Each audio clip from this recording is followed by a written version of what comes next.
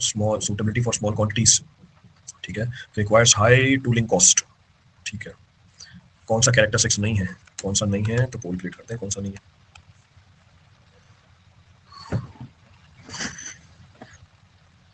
बहुत बढ़िया।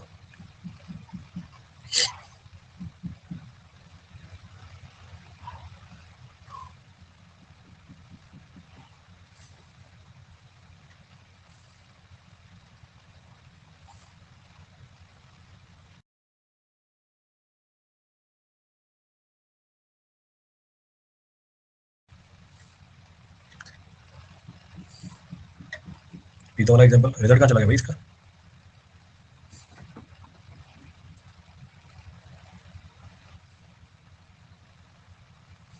है नहीं रहा, आप लोगों के भी नहीं आ क्या?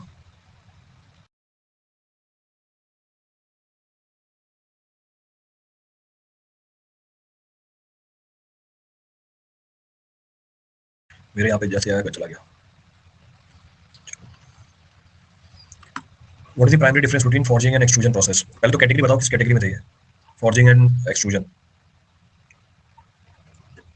फॉर्जिंग और एक्सट्रूजन किस कैटेगरी ऑफ मैन्युफैक्चरिंग प्रोसेस का पार्ट थे? कम से कम 3-4 बार रिपीट किया था मैंने सारे प्रोसेस को। फॉर्मिंग एंड शेपिंग, तो फॉर्मिंग और शेपिंग का पार्ट है, बिल्कुल सही बात है, एब्सोल्युटली करेक्ट। तो फॉर्जिंग और एक्सट्रूजन में डिफरेंस पूछ रहा है भैया, बताओ फॉर्जिंग और एक्सट्रूजन में डिफरेंस क्या होता है? तो फॉर्मिंग और शेपिंग का पार्ट है, एब्सोल्युटली करेक्ट। देखो, forging uses heat while extrusion does not. Extrusion shapes material through die, while forging uses compressive force. Forging is used only for metals, extrusion for plastering. Extrusion cannot produce hollow component. Extrusion hollow component नहीं बना सकता, पोल create करते हैं भाई इसका।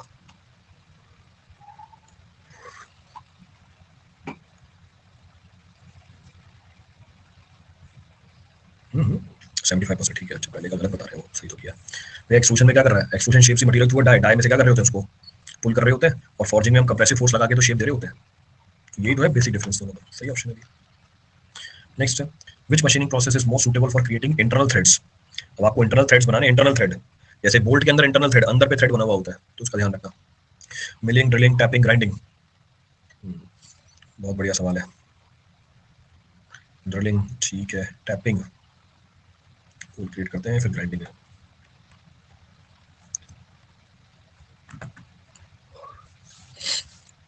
देखो इसमें 3 process तो आपको बता ही रखे हैं, 11% बस, बहुत बढ़िया। देखो भाइयों, भैया मिलिंग यूज करते हो किस लिए? एक्सटर्नल थ्रेड्स बनाने के लिए। तो नट के बोल्ट के ऊपर एक्सटर्नल थ्रेड बनाने हैं आपको, मिलिंग यूज करोगे। ड्रिलिंग यूज करोगे होल क्रिएट करने के लिए, तो पूरा सवाल वहीं से बन गया, होल क्रिएट करोगे ड्रिलिंग प्रोसेस से। ग्राइंडिंग किस लिए यूज करते हैं भैया? सरफेस को फिनिश करने के लिए, थ्रेड की क्रिएशन तो होती नहीं है यहाँ से। टैपिंग, जो आपका नट है उसके अंदर टैपिंग कर करके आप क्या करते हो? थ्रेड क्रिएट कर रहे होते हो। Bye tapping you create the internal thread. तो इससे तो कोई थ्रेड क्रिएट होता ही नहीं है, इससे एक्सटर्नल थ्रेड क्रिएट होता है, इससे होल क्रिएट होता है, जिसमें हम क्या करते हैं? बोल्ट यूज करते हैं, इनमें बोल्ट इज यूज, इसमें बोल्ट यूज किया जाता है। टैपिंग से तो शेप बाहर निकलता है, शेप बाहर निकलता है मतलब भैया टैपिंग इंटरनल थ्रेड्स की पिक्चर मिल जाएगी, चलो टैपिंग खुद ही निकाल सकते हो।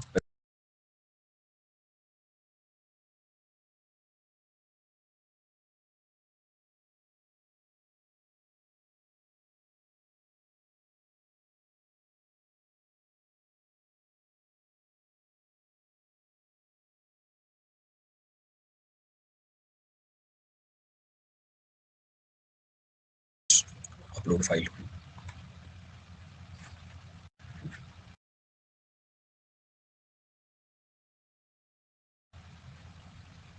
अच्छा 24 1 तारीख है ना।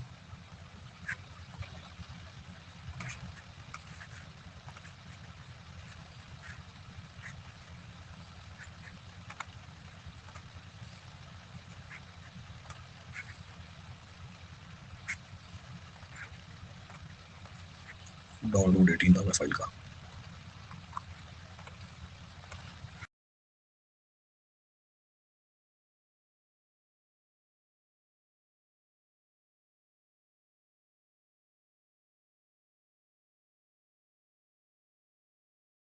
फाइल अपलोडिंग एरर रीड रहा है, फाइल में भी अपलोडिंग का एरर, दूसरी फोटो।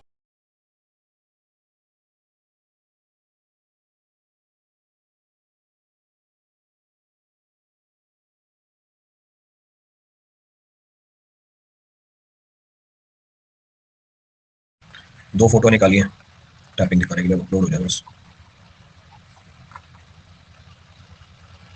नहीं होगी अभी।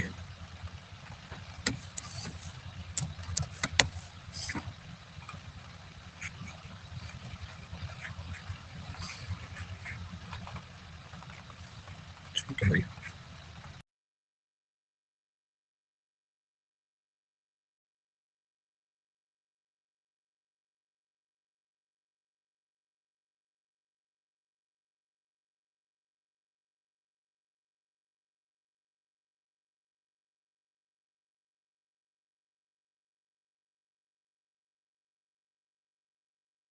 ये वाली अपलोड हो जानी चाहिए, बाकी तो हमारी सारी फेल हो गई अपलोड होना। इसको मैंने थोड़ा वो भी किया है, एडिट भी किया है, हो गई।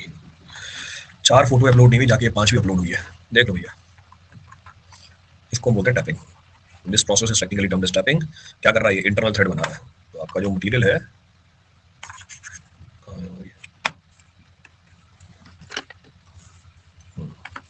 इसके अंदर इंटरनल थ्रेड बनाए जा रहे हैं इसकी मदद से।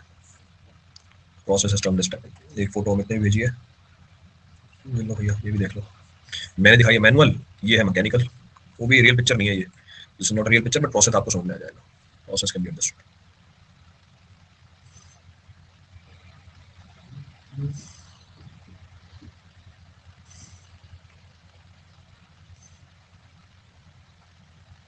क्लियर है? चले, तो हम तो सवाल कर रहे थे, सवाल करते हैं हमारे आगे। Why is powder metallurgy often chose for automotive component? Powder metallurgy को यूज करते हैं ऑटोमोटिव कंपोनेंट के लिए। Ability to produce intricate shapes without machining, high strength compared to forging, more cost effective than casting, suitably only for high volume production। ठीक है, poll create करते हैं इसका। Poll is being created 100%। So ability to produce intricate shapes without machining, complex shape बना लेता है without machining के। अच्छा 50% हो गया, बहुत अच्छा।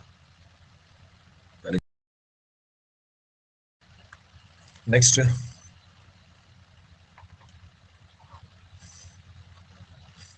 what is the key advantage of additive manufacturing over traditional method? So what is the key advantage of additive manufacturing over the traditional? Additive manufacturing का क्या फायदा है ट्रेडिशनल मेथड के ऊपर? High speed for mass production, minimal waste generation, limited material variety, uniform properties and large scale production. तो what is the advantage of this? ठीक है, poll create करते हैं।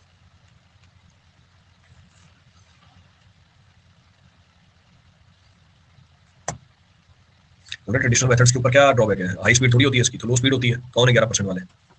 तो ये ड्रॉबैक था हमारा एडिटिव मैन्युफैक्चरिंग का। लार्ज स्केल प्रोडक्शन नहीं कर पाओगे भैया, स्लो होती है बहुत ही। लिमिटेड मटेरियल की वैरायटी होती है, मिनिमल वेस्ट कुछ जनरेट नहीं होता भैया इसके अंदर, सबसे बड़ा एडवांटेज है इसके अंदर।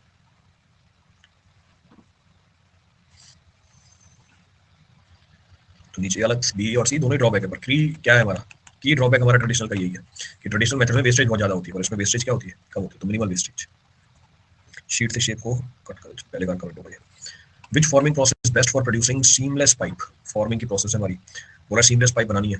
चलो ठीक है, एक्सट्रूशन है, रोलिंग है, फॉर्जिंग है, स्टैंपिंग है। किससे बनेगी सीमलेस पाइप? आया भी था पीछे।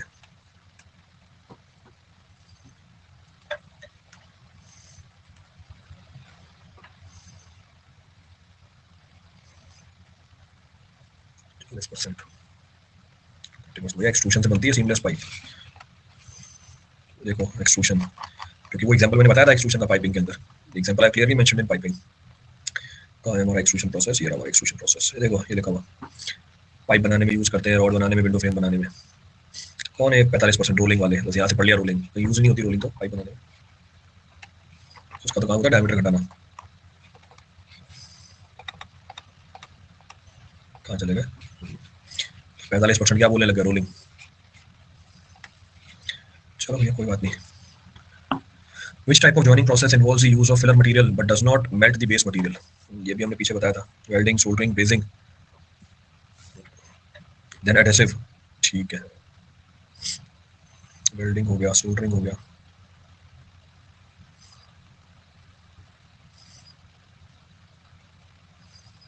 फिलर मटेरियल भी यूज करना है, ठीक है, but does not melt the base material. Melt नहीं करता है बेस मटेरियल को। ठीक है, पोल क्रिएट करते हैं। तो कमेंट्स कहाँ जा रहे हैं? कमेंट्स आ ही नहीं रहे क्या? रिफ्रेश करना पड़ेगा क्या? चलो इस पोल के बाद रिफ्रेश करते हैं।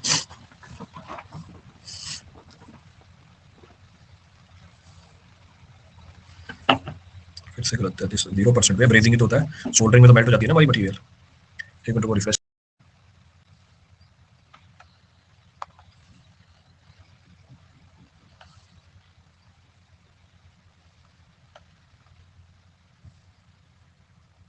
ये नीले कलर का हो गया, जो dark mode, now it is fine, अब सही है, अब इसमें कोई दिक्कत नहीं है।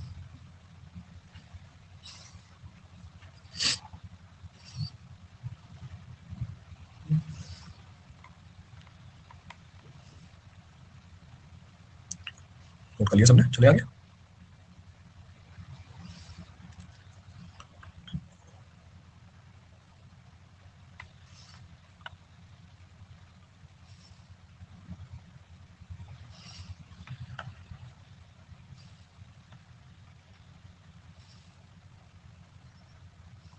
ब्रीदिंग बता दीजिए, सेम वही फिलर मटेरियल यूज होता है, पर नीचे बेस मेटल को हीट नहीं करता, वो मटेरियल को मेल्ट कर देता है बस। ये है ना ब्रीदिंग, कहा गया ब्रीदिंग ब्रीदिंग ब्रीदिंग, ये सोल्डरिंग के साथ ही लिखा हुआ है। ये देखो दोनों मेटल को जोड़ रहा है, ये सोल्डरिंग चल रही है हमारी, क्योंकि ये बेस मेटल को क्या करता जा रहा है, मेल्ट करता है। ये बेस मेटल है, देखो हीट का इंपैक्ट कहाँ जा रहा है, वो बेस मेटल के ऊपर जा रहा है। ब्रेजिंग में क्या करता है, जो हमारा फिलर मटेरियल है बस उसको मेल्ट करता है, जो बेस मटेरियल है वो मेल्ट नहीं होती है, बस ये फर्क होता है।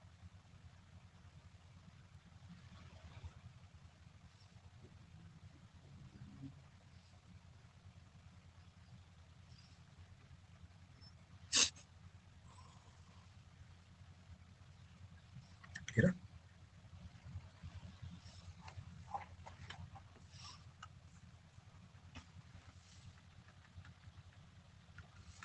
एक मिनट एक साथ लिख लेता हूँ।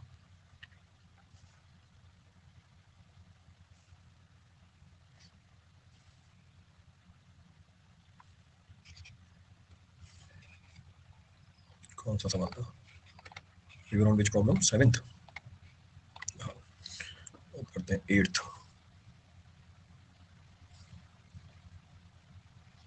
Which machining process is used for creating gears with high precision? कौन सी मशीनिंग प्रोसेस में गियर बनती है, ड्रिलिंग, ग्राइंडिंग, ब्रोचिंग। ब्रोचिंग तो गियर के लिए यूज नहीं होती है, तो स्पेसिफिक प्रोफाइल, बेटा इन दोनों की पिक्चर भेज दो, अभी दोनों प्रोसेस बताया नहीं पीछे, पर सवाल में दिए हुए आपको, तो हॉबिंग और वॉचिंग पिक्चर देके आइडेंटिफाई कर लोगे, अभी तो मैं भेजता हूँ पिक्चर डाउनलोड करके।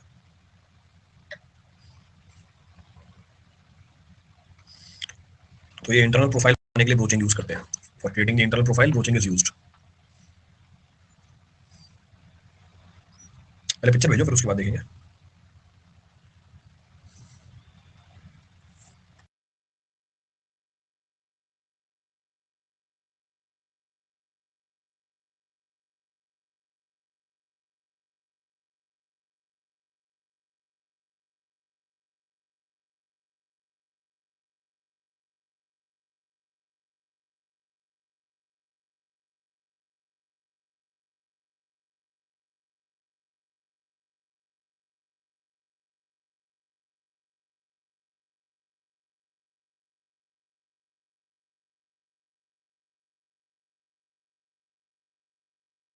Teeth of the blade, broaching process है, हाँ टीथ ऑफ ब्लेड बोल सकते हो।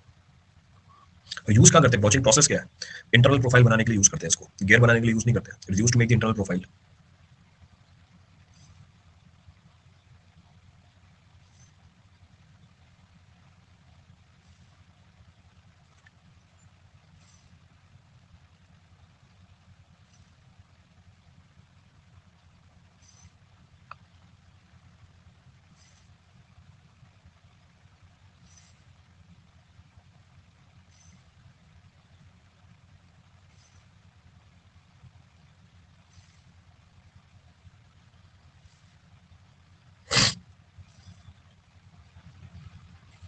भेजना कोई next,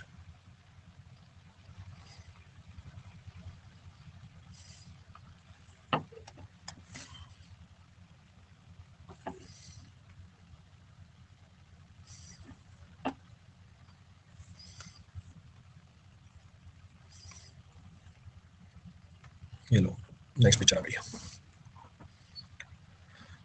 so teeth of blade बोल सकते हो आप, बट ये हमारी ब्रोचिंग प्रोसेस है, this is the broaching process. दो ऑपरेशंस आपको और पता चल गए मैन्युफैक्चरिंग के, two more operations are known to you for manufacturing.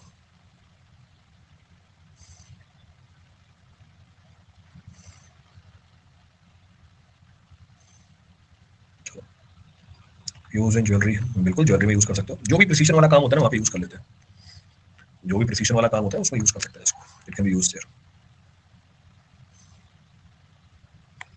चलो आगे बढ़ते हैं। What is the limitation of injection moulding in the manufacturing process? अच्छा, इंजेक्शन प्रोसेस की क्या बोल रहा है, लिमिटेशन क्या है? ठीक है, unsuitable for complex shapes, requires high tooling cost, limited for material selection, slow production rate। तो मोल्डिंग में भी हमारी कौन सी आई थी, इंजेक्शन मोल्डिंग। अच्छा, इंजेक्शन मोल्डिंग कौन कौन से मटेरियल के लिए यूज करी थी हमने, जो हमारी इंजेक्शन मोल्डिंग प्रोसेस थी, that was being used for which material, वहीं से समझ में आ जाएगा आपको।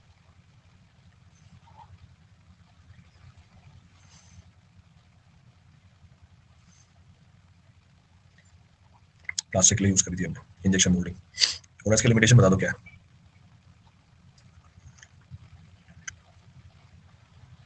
ठीक है, और लिमिटेशन मेरे ख्याल से वहां मेंशन भी करी थी इसकी, I mention the limitation also there. Poll create करते हैं इसका, यार मेरे से गलत पोल क्रिएट हो गया। करेक्ट आंसर बता दूंगा, मेरे से गलत क्लिक हो गया। B is the correct option. तो जो टोलिंग कॉस्ट होती है वो क्या होती है, कंपैरेटिवली ज्यादा होती है, प्लास्टिक के लिए यूज करते हैं, प्लास्टिक के लिए भी यूज करते हैं, और एक और मटेरियल बताया था वहाँ पे, उसके लिए भी यूज कर लेते हैं, एयर ब्लोइंग में। हाँ, सही बात है, ज्वेलरी वाला तो हो गया था क्लियर हमारा डाउट। तो उसकी टूलिंग की कॉस्ट क्या होती है, कंपैरेटिवली ज्यादा होती है, so it requires high tooling cost. तो ड्रॉबैक बताया था वहाँ पे आपको मोल्डिंग के, drawbacks already mention in the moulding. तो उसकी जो इनिशियल कॉस्ट होती है वो कंपैरेटिवली क्या निकल के आ जाती है, इंजेक्शन मोल्डिंग की हाई निकल के आ जाती है, तो it comes out to be comparatively higher. Plastic example सही है आपका। अच्छा, कौन सी मैन्युफैक्चरिंग प्रोसेस का पार्ट है ये, कौन सी मैन्युफैक्चरिंग प्रोसेस का पार्ट है,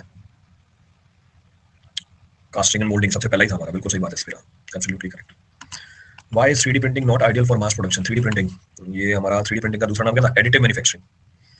तो ये सूटेबल नहीं है मास प्रोडक्शन के लिए, क्यों सूटेबल नहीं है मास प्रोडक्शन के लिए, limited to plastic material, slow production speed, high waste generation, poor dimensional accuracy. बाकी तो सारे ड्रॉबैक है, एक ही यहाँ पे फिट बैठता है। तो पोल क्रिएट करते हैं इसका।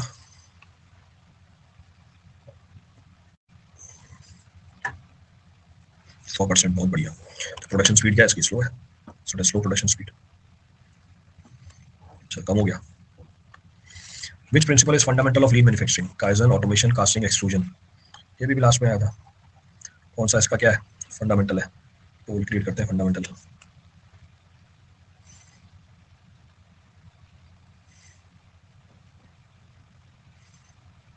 डन, 50%। बेटा काइजन निकल, बाकी तो है ही नहीं कोई प्रिंसिपल उसका, बाकी तो मैन्युफैक्चरिंग प्रोसेस है।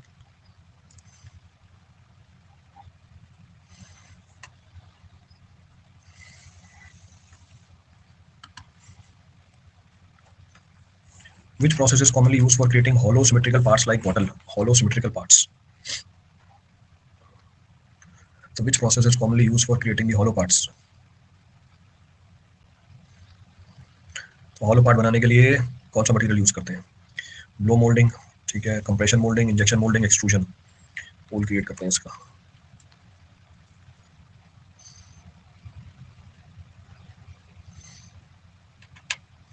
Eighty 83.33%। So blow moulding is used, बिल्कुल सही बात है।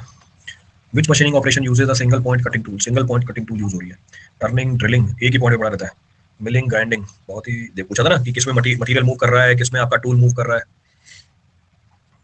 यहाँ से निकल के आ जाता है।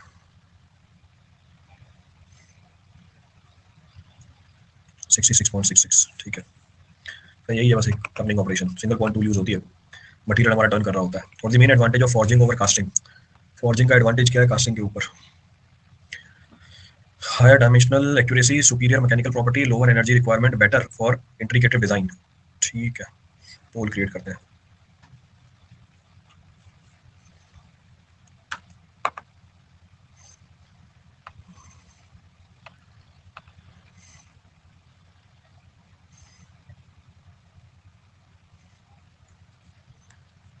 कास्टिंग,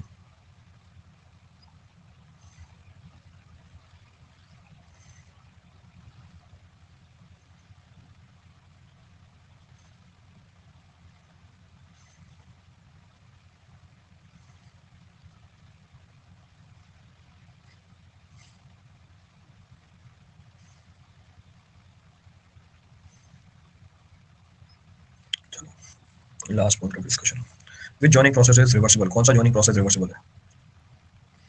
कौन सा जॉइनिंग प्रोसेस रिवर्सिबल है? Switch off the joining process is reversible, यानी इसको वेल्डिंग, एडहेसिव बॉन्डिंग, बढ़िया सवाल, mechanical fastening, brazing, pool create करते हैं, गुड प्रॉब्लम इट इज। बस थोड़ा सा दिमाग लगाना है, सारे प्रोसेस पता होने चाहिए इसके अंदर, all the processes must be known to you. देखते हैं भैया, एप्टीट्यूड बेस्ड है सही में सवाल, 50%।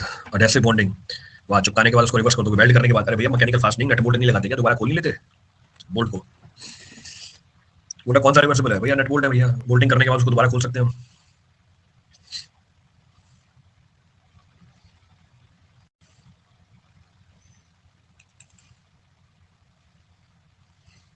ये भी कम हो गया 42%। तो मैकेनिकल फास्टनिंग इज रिवर्सिबल,